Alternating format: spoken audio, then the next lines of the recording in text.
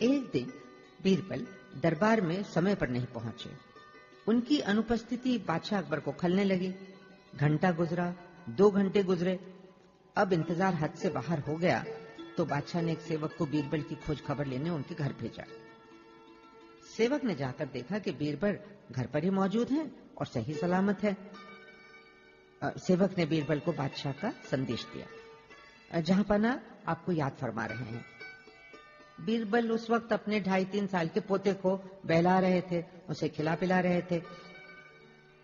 बादशाह का बुलावा आया है सुनकर बीरबल ने कहा, तुम चलो, मैं आता हूं। सेवक ने बादशाह को आकर बीरबल का उत्तर सुना दिया, मगर उसके बाद भी घंटा भर गुजर गया पर बीरबल नहीं आए। बादशाह को बहुत गुस्सा आया।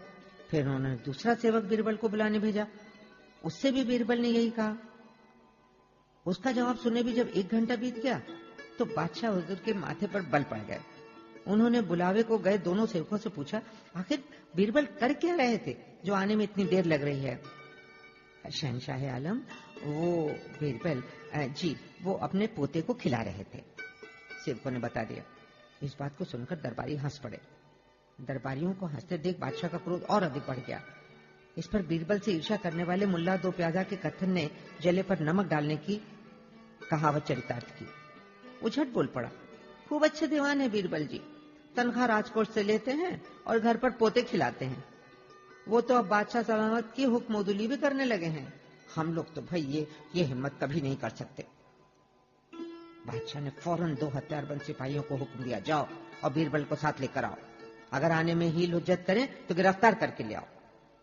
बेचारे सैनिक सकपकाए हुए बीरबल के यहाँ पहुंचे और बड़ी विनम्रता के साथ बादशाह को हुक्म सुनाया। सिपाही जानते थे कि शहंशाह ने अभी गुस्से में कह जरूर दिया कि गिरफ्तार कर लो, पर अगर वे आज्ञा का पालन करते हैं तो बाद में उल्टा उन्हें ही दंड भोगना पड़ेगा। बीरबल ने भी उनकी स्थिति समझी। बोले, भाई ठीक है, धर्म संकट में मत पड़ो, मैं तुम्हारे साथ चलता हूँ। कहकर बीरबल ने शाही पोशाक पहनी, सिर पर पगड़ी रखी और चल पड़े उनके साथ। बादशाह के सामने पहुंचकर बीरबल ने अदब से झुककर सलाम बजाया। गुस्ताखी माफ जिल्ले सुबहानी, आने में देर हुई, इसके लिए क्षमा चाहता हूँ। बादशाह ने क्रुद्ध आंखों से बीरबल की तरफ देखते हुए पूछा, 2 बार बुलावा जाने के बाद भी न आने को क्यों ना हुक्म उदुली माना जाए? इसका खुलासा करो, वरना सजा भुगतनी होगी। हुजूर आला, कारण ये रहा कि मेरा मासूम पोता जिद में मचल रहा था और मैं उसे बहला रहा था। वो चुप होने का नाम ही नहीं ले रहा था। बादशाह बोले, ये क्यों नहीं कहते कि पोते के प्यार में पड़कर आना ही नहीं चाहते थे? ऐसी बात नहीं है हुजूर, ऐसी बात क्यों नहीं है? भला एक दीवान के लिए बच्चे को बहलाना क्या मुश्किल है? मुश्किल ही नहीं, नामुमकिन था शहंशाह आलम। बाल हट बहुत बुरी हट होती है। किस प्रकार की हट कर रहा था, जरा मुझे भी तो सुनाओ। बीरबल बोले, जहांपना, मैं शुरू से अंत तक की सब बातें विस्तार से बता रहा हूँ। बच्चा रो रहा था। मैंने उससे पूछा, बेटा क्या लोगे, क्यों रो रहे हो? तो पहले वो रोता रहा, मगर जब मैंने प्यार से पूछा तो बोला, गन्ना लूंगा। मैं उसे बाजार लेकर गया, गन्ना दिला दिया। घर जाकर बोला, इसकी गंडेरियां बना दो। मैंने गंडेरियां बना दी। वो फिर रोने लगा।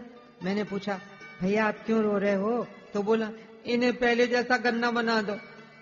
सब दरबारी हंस पड़े, मगर बादशाह को हंसी नहीं आई। वो बोले, मैं तुम्हारी बात से संतुष्ट नहीं। माफ करें आलमपना, बच्चे की जिद को एक शाही दीवान तो क्या, आप बादशाह भी पूरी नहीं कर सकते। बीरबल बोले, ये क्या बकवास है? बादशाह झुंझुलाए, हम हिंदुस्तान के बादशाह एक छोटे से बच्चे की जिद पूरी नहीं कर सकते? जी हाँ हुजूर, हरगिज नहीं। साबित करके दिखाओ। बीरबल ने कहा, कोई भी छोटा बच्चा मंगा लीजिए, 3-3.5 साल का हो। हुक्म इतनी देर थी कि बच्चा ले आया गया। बच्चे को गोद में लेकर बादशाह बहलाने फुसलाने लगे। थोड़ी देर में ही बच्चा बादशाह और बीरबल से हिल मिल गया। कुछ देर बाद बच्चे की निगाह बादशाह के हाथों में पहनी अंगूठियों पर पड़ी। वो उन्हें लेने के लिए मचलने लगा। अंगूठी दिखी, सुंदर थी, बच्चा मचल गया। बादशाह उसकी बात न समझे तो वो मुंह बिसूरने लगा, रोने लगा। बीरबल ने कहा, हुजूर, बच्चा आपकी उंगलियों में पहनी अंगूठियां मांग रहा है। बादशाह ने उसे चुप कराने की गरज से और बहुत कोशिश की, पर बच्चा चुप न हुआ। फिर बादशाह ने बीरबल की बात पर ध्यान न देते हुए बच्चे से पूछा, बेटे तुम्हें क्या चाहिए? मिठाई, फल, खिलौने? नहीं, अंगूठी चाहिए। बच्चे ने रोते हुए कहा। तो एक बादशाह के सामने भला एक अंगूठी की क्या औकात। तत्काल अंगूठी उतारकर बच्चे को दे दी गई। अंगूठी लेकर बच्चा फिर रोने लगा। अब क्या चाहिए, बादशाह ने पूछा। मुझे ऊंट चाहिए, बच्चे ने कहा। फौरन ऊंट मंगवाया गया। ऊंट को सामने देखकर बच्चा और भी जोर जोर से रोने लगा।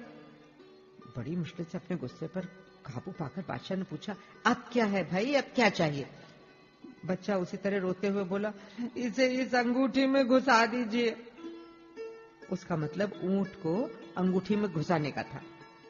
उसकी बात सुनकर बादशाह ठहाका मारकर हंस पड़े। सचमुच हम हार गए बीरबल, हम हार गए। हमें यकीन आ गया कि एक बच्चे की जिद और ख्वाहिश को पूरा करना हम बादशाहों के बस की बात भी नहीं है। बादशाह की हार की बात सुनकर मुल्ला दो प्याजा के साथ बाकी सभी ईर्ष्यालु दरबारियों के चेहरे एकदम उतर गए।